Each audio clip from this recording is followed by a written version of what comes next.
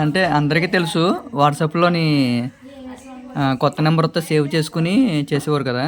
అప్పుడు డైరెక్ట్‌గా వాట్సాప్‌లో నంబరు ఎంటర్ చేసేస్తే పేరొస్తే మీకు డైరెక్ట్‌గా వాట్సాప్‌లోకెళ్ళిపోతుంది. చూపిస్తాను ఒకసారి.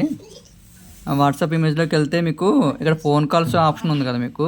ఈ కాల్ సింబల్ క్లిక్ చేస్తే ఇక్కడ మీకు ప్లస్ సింబల్ ఉంది కదా! కాల్ సింబలు దీంట్లోకి వెళ్ళండి. అంటే డైరెక్ట్‌గా వాట్సాప్ ఎవరైనా నెంబర్ చెప్పినప్పుడు సేవ్ చేసుకోని అవసరం లేదు. ఇక్కడ కాల్ నెంబర్ ఉంది కదా! కాలీ నెంబర్ అని దీని మీద క్లిక్ చేస్తే ఇక్కడ నెంబర్ అనేది టైప్ చేయండి. సపోజు నా నెంబరే టైప్ చేస్తున్నాను. నెంబర్ చేస్తున్నాను కానీ ఇక్కడ నెంబర్ టైప్ చేయగానే కింద పేరు చూసారా?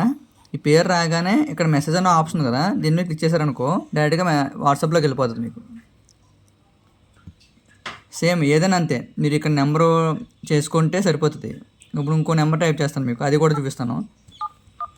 అన్నోన్ నెంబరేనా ఇక్కడ వచ్చింది కదా! ఆల్రెడీ నా ఒక పేరు సింబల్ అవుతుంది ఏదో ఒకటి. ఇక్కడ మెసేజ్ వచ్చింది. దీంట్లో వాట్సాప్ ఉంది. ఈ వాట్సాప్ ద్వారా వచ్చేస్తుంది.